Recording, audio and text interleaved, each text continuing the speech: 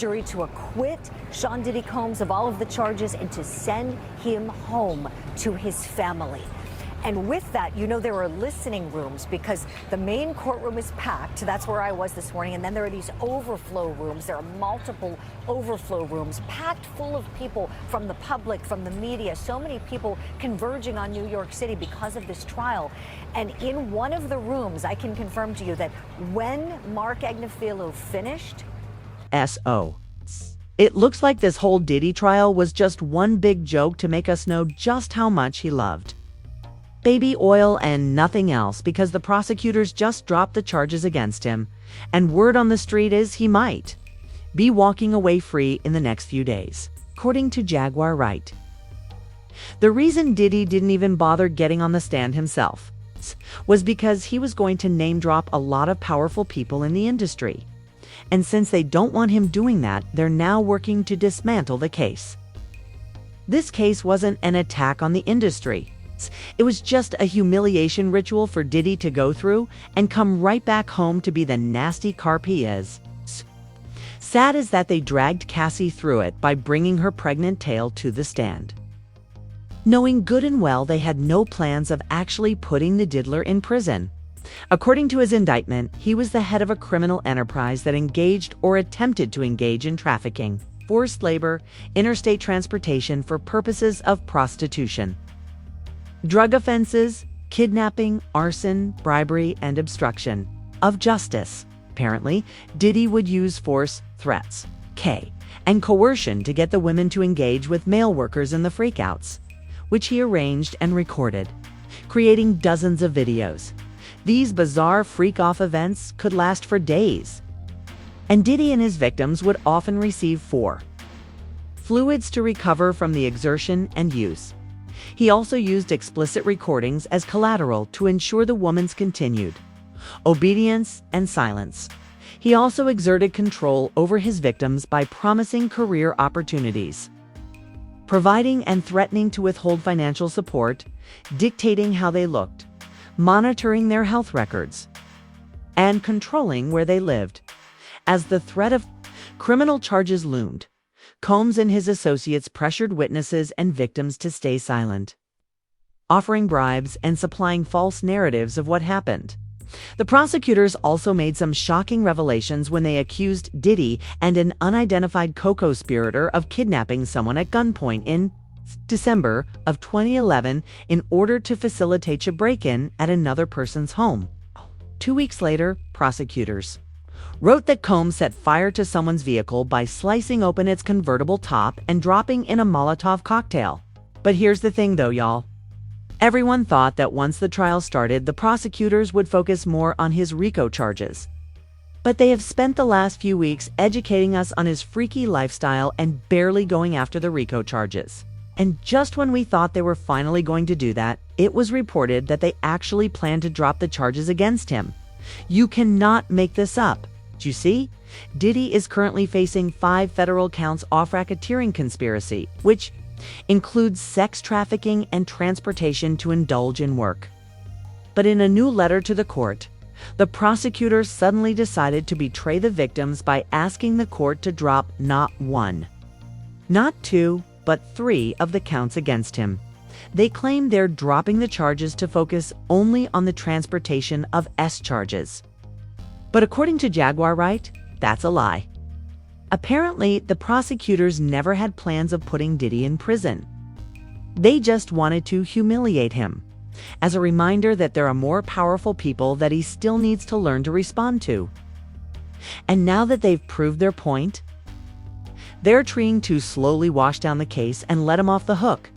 Child, even Diddy's lawyers are now getting brave, and they're pushing for the 2 counts that the prosecutors are still clinging to also be thrown out.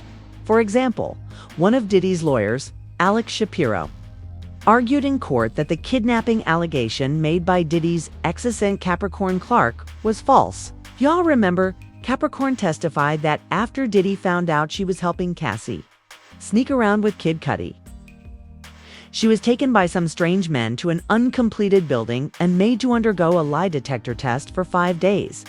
Well, according to Shapiro, there is no proof that Diddy was the one who hired these men to do what they did. And Capricorn cannot confirm either that Diddy was behind it. Not only that, but it was also revealed in court that Kid Kai's car was blown up with a Molotov cocktail when Diddy found out that he was sleeping with Cassie.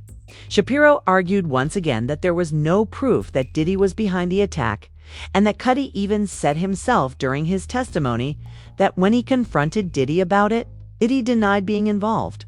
From the looks of it, Diddy's defense is slowly but surely washing all the evidence down to nothing but circumstantial evidence and arguing that there is no concrete proof of Diddy doing these things outside of the incidents, just coincidentally happening right when he had an issue with all these people. And instead of the prosecutors fighting back, they're giving up and dropping the charges. They dragged all these witnesses to the stand and traumatized a whole set of jurors just to now sit back and watch Diddy slowly crack down on every count, one after the other, till there's nothing left to charge him with. To make matters even worse, during Diddy's closing statement to the jurors, his lawyer humiliated Cassie by accusing her of being a willing participant in the freak-offs. He said he can admit that Diddy was physically rough with Cassie. But when it comes to the essay and him apparently forcing Cassie to have freak-offs, she did that out of her own free will. He said she was a willing participant in their sex lives. She's a woman who actually likes. Good for her. She's beautiful. She should. If you had to pick a winner in this whole thing, it's hard not to pick Cassie Child. The fact that he can still say this after everything we know is crazy. Now, of course, Jaguar Wright saw this, and she went off on the prosecution for wasting everyone's time. Jaguar was actually present during the first day of Diddy's trial and was so sure that he was going to be imprisoned. There's going to be a lot of curveballs. I do believe there's going to be a lot of interesting things. And what I will say is, be vigilant. We're getting started. Is this a reckoning for the music industry? Oh, it needs to be. And if it wasn't, I hope my presence starts that. In addition, Jaguar revealed a lot about the information she has been gathering on Diddy over the years, and her interactions with Cassie and the federal government after Diddy was jailed. In addition, she insisted on taking Diddy for a perp walk through the streets of New York. For those of you who are unaware, a perp walk is a custom in the United States where a suspect who has been apprehended is paraded through the city in handcuffs immediately following the arrest, from the police station to the car to the courthouse. Then back to the car after the hearing, giving the media a chance to record the action on camera and snap pictures. Usually in New York City, the defendant is chained or otherwise restricted, and occasionally they are outfitted in prison attire. Jaguar claims that Diddy requires this exact treatment in order for pictures of him wearing handcuffs and prison clothes to be widely circulated and to instill dread in his partners. I want the twisty ties. I want him on the ground. I want people putting his head into the car. I want that. That's what they did to the kids. Yeah, there's never been an image of Diddy in handcuffs. No, we need that. We need that. I need that perp walk. So as I keep reaching out to victims, I can let them know it's safe to come outside. That's all I want. The only thing that's going to make any of this hoopla worth it is if he does a perp walk, if he gets put into a car, if he is treated like the criminal that he is on camera. See, they got all of these images leading up to the secret arrest of him having a good time and doing all of that. But when is he going to start having a bad time? I want his passport surrendered, and I want a perp walk. I want to see him look as humiliated as he should look after what he put those boys. People had their own opinions. As usual, I don't think they were ever really looking to lock him up, stated one individual. The mission was successful in its goal of degrading him and ruining his career. Someone else said that he really abducted Capricorn Clark. What the F? This devil had better stay put. Now though, I'd like to hear your opinions. How do you feel about Diddy's accusations being dropped? And do you all believe that this is the prosecution's first move to clear him?